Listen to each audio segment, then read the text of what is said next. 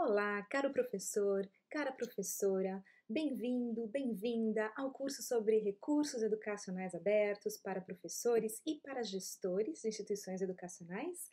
Eu sou Andréia Morato e vou acompanhar você durante esse curso.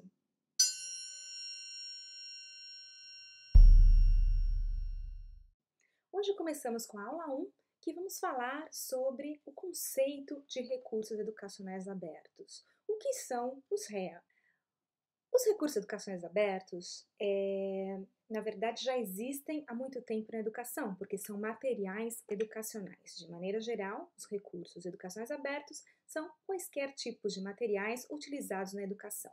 Mas o termo REA, Recursos Educacionais Abertos, em si, foi cunhado pela Unesco em 2002. Então, aqui está uma definição, a definição original de 2002, nesse evento da Unesco, onde esse termo foi cunhado.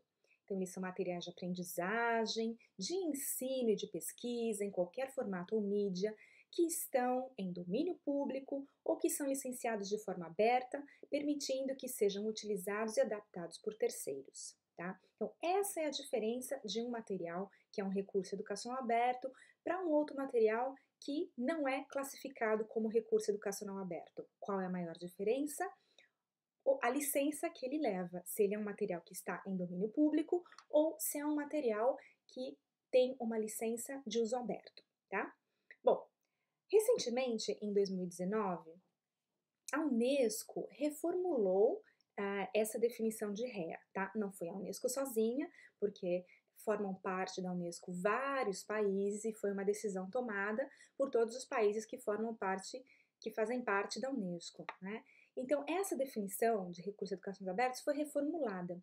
Em algum momento, durante esse curso, eu vou contar para vocês como é que foi esse evento de reformulação. Houve todo um processo, não foi apenas um evento, foi um processo envolvendo uma comunidade bastante grande, internacional, durante vários meses. Eu fiz parte desse processo também e, eventualmente, na verdade, no dia 25 de novembro de 2019, esse novo termo, essa nova definição de REA foi aceita em comum acordo por todos os países na Unesco, na sede da Unesco em Paris, tá ok? Bom, e como é que ficou então a nova definição dos REA? Recursos educacionais abertos são materiais de aprendizagem, ensino e pesquisa, em qualquer formato ou mídia, então até aqui segue tudo igual, que estão em domínio público ou que tenham direitos reservados, mas que tenham sido disponibilizados com uma licença de uso aberto, que permite o acesso sem custo, a reutilização, o remix, adaptação e a redistribuição por terceiros. Na verdade, acho que a única diferença é que essa nova formulação, né, essa nova definição de REA, explicita um pouco mais o que pode ser feito com esses materiais de acordo com a licença que ele contenha, não é? E também é interessante a gente pensar que aqui também fala de domínio público, da mesma maneira que a definição anterior, e fala explicitamente da licença, não é? Da questão dos direitos reservados e da licença. Porque quando a gente tem um material que tem uma licença aberta, ou uma licença de uso aberto, ou ainda uma licença pública, como muitas vezes é denominada dessa forma, nós não estamos abrindo mão dos nossos direitos de autor. O que a gente está fazendo ao revés é dando ao usuário, ao leitor ou ao usuário desse material, desse conteúdo, algumas permissões específicas. A gente está dizendo para ele ou para ela o que ele ou ela podem ou não fazer com esse material, como, por exemplo, remix, a adaptação ou redistribuir esse material, por exemplo, na própria internet, na própria rede, tá? Mas acho que um ponto principal importante de destacar é que essa nova definição coloca a questão da circulação desse material, desse REA sem custo, tá? É um material gratuito. Ou seja, se esse material não é gratuito, ele não é um REA, em princípio, como está na definição atual, tá bom? Então, acho que é importante a gente perceber que há uma diferença entre ser aberto, né, estar livre na internet, e ser aberto no sentido de ser gratuito, né? Então, é importante que um REA seja tanto licenciado, portanto, aberto nesse sentido, né? Como livre e gratuito, que é o ponto fundamental dos REAs, tá? Essa gratuidade.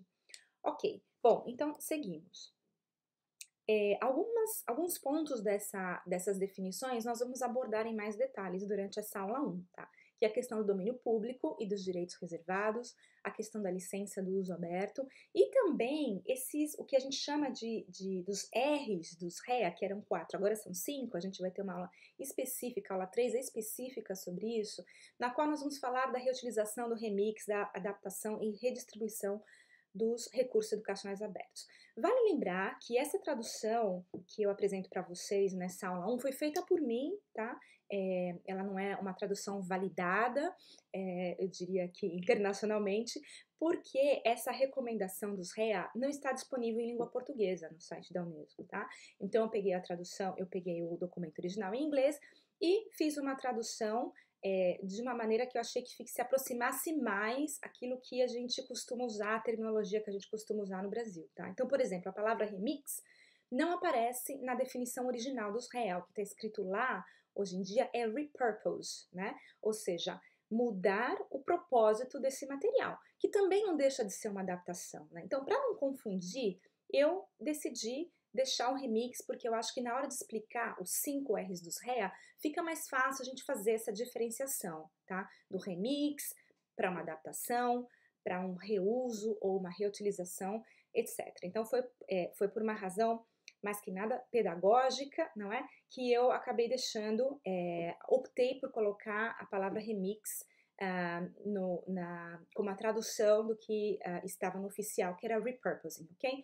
Bom, mas cada um pode fazer a sua própria tradução do texto da maneira que achar mais conveniente. Né? O importante é que a gente mantenha o sentido, né, que foi desejado no momento da criação dessa definição, que foi bastante trabalhada, e um dia eu vou contar para vocês um pouco como é que foi esse processo. Bom, então um dos termos que eu fiquei de falar para vocês é o que é uma licença aberta. Né? Foi interessante também que nessa recomendação da Unesco, que foi aprovada em 25 de novembro de 2019, eles também colocam lá o que é uma licença aberta, porque muita gente não sabe o que é essa licença, não é? Bom, para começar, tem gente que chama de licença aberta, tem gente que chama de licença de uso aberto, como eu já falei, tem outras pessoas que chamam de licença pública. Eu aqui vou usar aleatoriamente um termo ou outro, tá? Mas a gente está se referindo à mesma coisa, uma licença, ou seja, algum texto, algum símbolo que indique o que pode ou não ser feito com esse material educacional, tá? Então, de acordo com a recomendação, então, uma vez mais, uma tradução minha, uma licença aberta se refere a uma licença que respeita os direitos de propriedade intelectual do detentor dos direitos autorais e dá permissões garantindo ao público os direitos de acesso, reuso, remix, adaptação e redistribuição dos materiais educacionais, tá?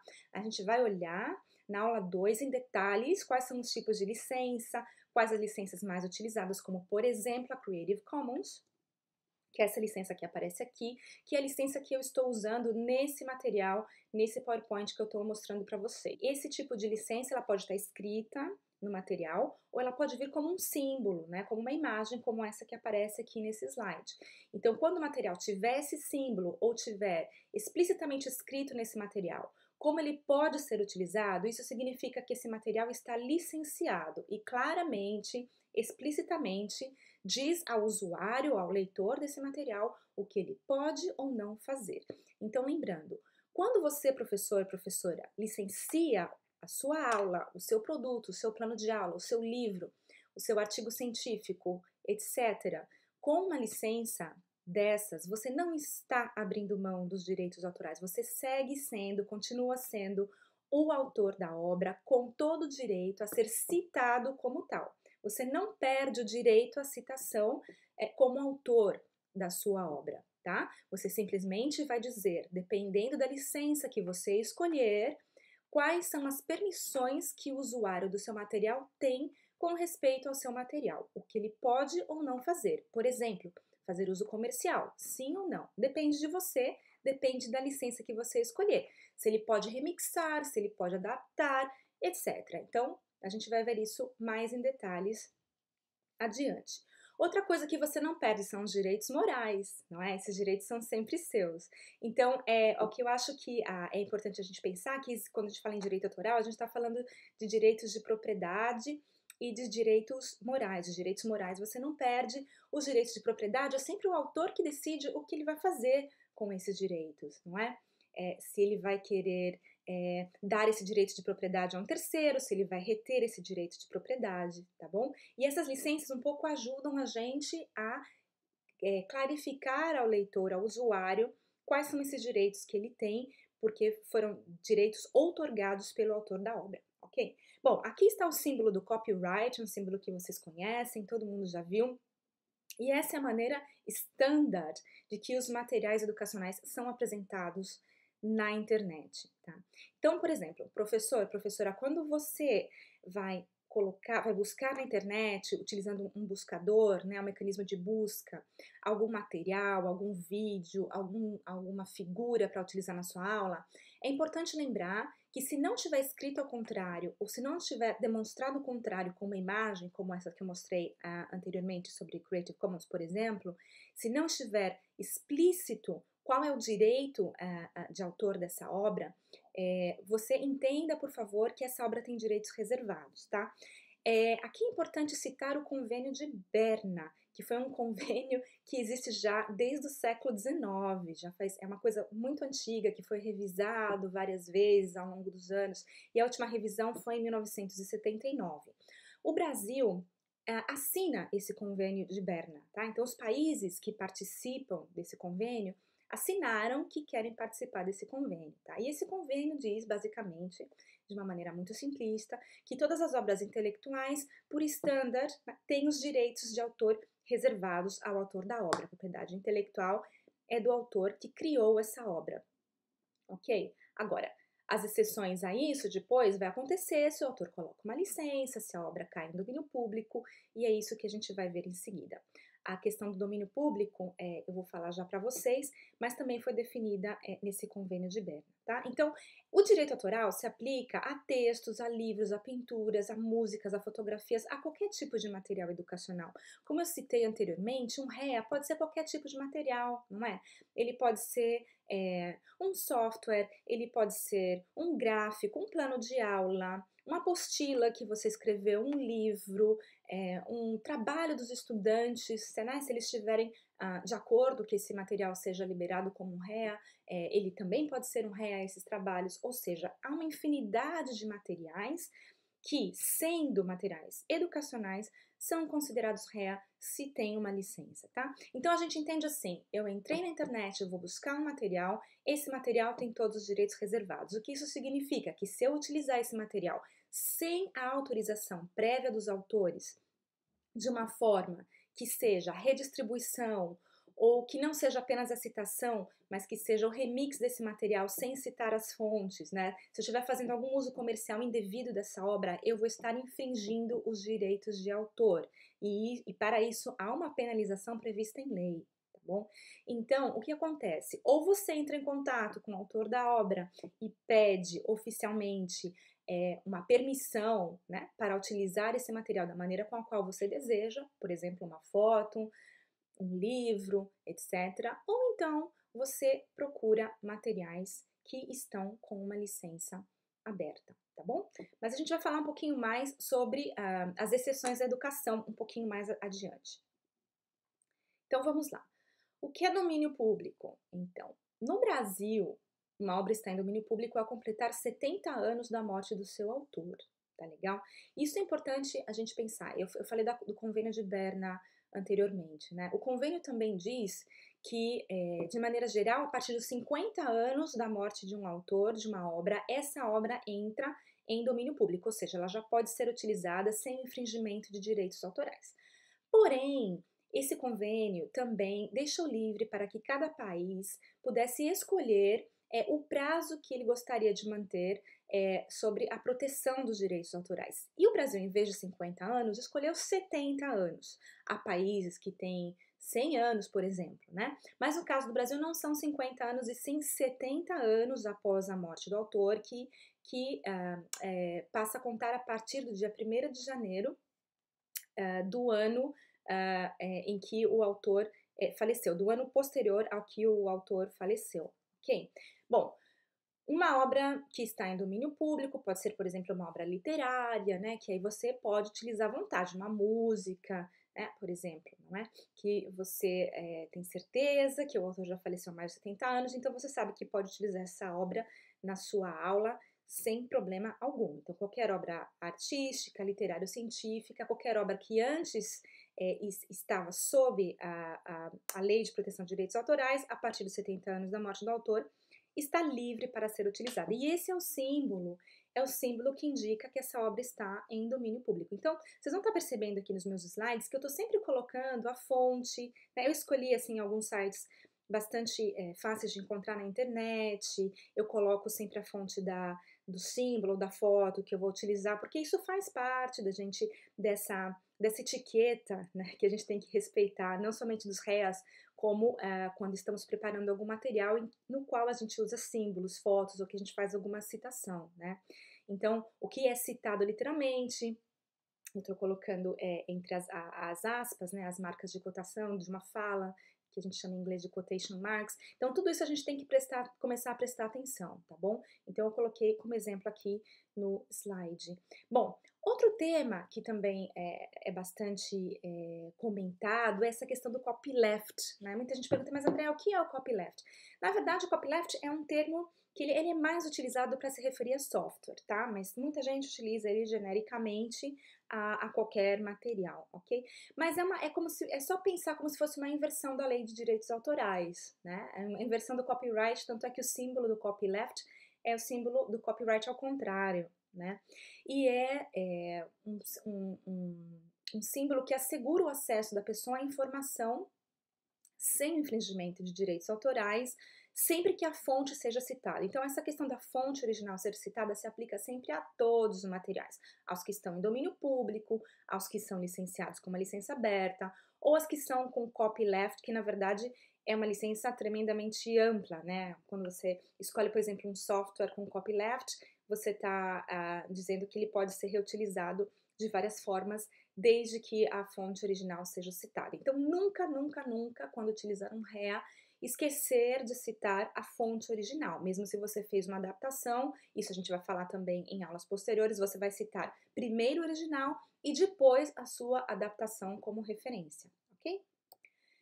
Bom, e falando em software, também é importante perceber que existem licenças mais específicas para software, né? Então, por exemplo, a licença GNU-GPL, que é também conhecida muitas vezes apenas como GPL, é uma licença que é bastante utilizada para software e significa General Public License, ou seja, uma licença pública geral, né, ou genérica.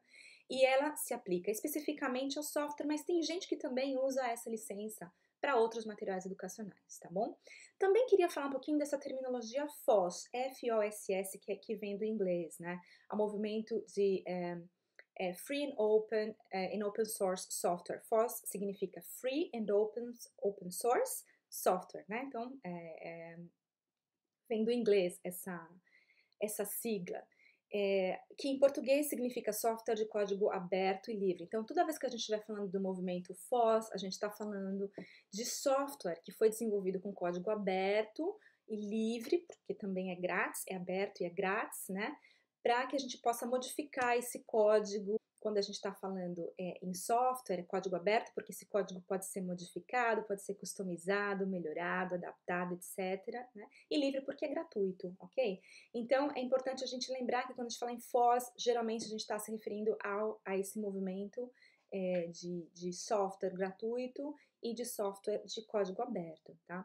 Um exemplo de software assim que muita gente conhece é o Moodle, né? O Moodle é um software que ele tem como característica ser gratuito e também ter código aberto. Então, tem vários desenvolvedores que trabalham e customizam o Moodle da maneira como seja necessária, numa instituição, num grupo de pesquisa, etc, tá bom?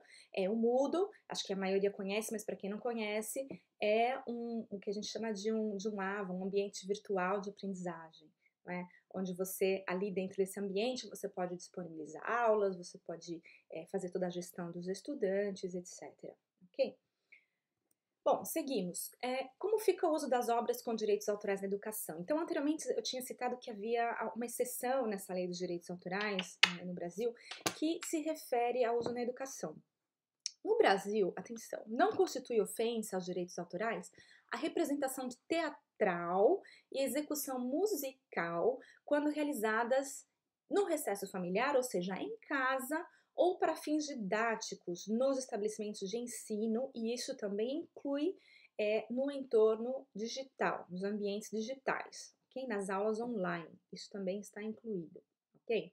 Então, nesse caso, se você puder justificar que você está utilizando uma obra que tem direitos autorais reservados, mas porque essa obra ela diz respeito a um conteúdo que você está ensinando nesse momento, e essa representação ou essa execução musical está sendo ou no entorno familiar, ou no estabelecimento educacional, ou direto numa aula online, você estaria isento do que seria então classificado uma ofensa se fosse o contrário, se não fosse numa situação assim, tá? Mas muito cuidado com isso, embora a educação tenha essa exceção, também a gente pode usar partes de materiais, partes de livros, a gente sabe, né, que pode, por exemplo, em vez de copiar um livro inteiro, copiar uma pequena parte desse livro, mas a gente tem que ter muito cuidado com esse tipo de prática, tá? Porque é um pouco obscuro o que a gente classificaria como infringir direitos autorais ou não, principalmente se essa obra, se é um livro, por exemplo, se ele está sendo comercializado nesse momento, se ele está sendo vendido nesse momento, né? Então, é um pouquinho de conflito com o mercado. Então, eu sugiro aos professores terem muito cuidado com esse tipo de utilização, tá? Também tem exceções quando esse livro, por exemplo, já não foi republicado há mais de 10 anos, geralmente se pode fazer uma cópia, ou se é um livro que somente está disponível fora do Brasil, mas como eu disse anteriormente, é bom ter muita cautela e evitar esse tipo de prática para evitar infringir os direitos autorais, ok? E aqui a gente termina essa primeira aula sobre recursos educacionais abertos e em toda aula a gente deixa uma atividade proposta para você que queira colocar em prática um pouco o que a gente conversou hoje, tá? Então a proposta para a aula 1 é identificar na internet, na área em que você leciona ou alguma área de interesse sua, tá? 3 coisas. Primeiro, obras que estão em domínio público, tá? Pode ser uma oportunidade para você procurar sites que apresentam obras no domínio público ou tentar procurar conteúdos, identificar nesses conteúdos o símbolo do domínio público para você saber que você pode usar sem problemas, tá? Número 2, identificar obras que têm todos os direitos reservados, uma ou mais, que essa não é difícil, porque se não está dizendo o contrário, a gente assume que esse material tem todos os direitos reservados, tem o copyright, né? E número 3, alguma obra com licença aberta, né? Procure encontrar alguma coisa na internet que te interesse e que tenha uma licença aberta, tá bom? Então, como parte dessa atividade, para que a gente possa ver que os outros professores ou os outros gestores estão também encontrando, a gente pede para vocês compartilharem isso que vocês encontrarem pela nossa comunidade aberta no Twitter, né? E como é que funciona? Como já foi explicado antes, no outro vídeo, basta vocês colocarem a hashtag Reassagou PT1, perdão que aí tá um contrário, tá? É Reassagou PT1, ok? E não Reassagou 1 PT, é Reassagou PT1. PT, que significa português, e 1 que se refere à aula 1, tá? E outra coisa que eu peço para vocês aqui também é se vocês puderem fazer a referência com hashtag, tá? Fazer um tagging nesse material na hora que vocês colocarem, a que área de conhecimento se refere esse material. É um REA de matemática, é um REA de literatura, é um REA de geografia, etc. Porque na hora de filtrar esses materiais, no Twitter, por exemplo, vai ficar muito mais fácil. Se eu sou um professor de matemática, por exemplo, e eu quero ver o que os outros companheiros, os outros colegas de curso encontraram na rede, que talvez até possam ser úteis para mim, então eu vou olhar lá na comunidade do Twitter, eu vou filtrar pelas duas hashtags, né? A primeira, ReaSagouPT1, que se refere à aula 1, e a segunda hashtag ReaMatemática. Então ali vai sair exatamente o que os outros colegas de curso compartilharam, por exemplo, em matemática, ok? Bom, então fica aí o convite para vocês e a gente fica em contato. Então, bom trabalho e seguimos adiante.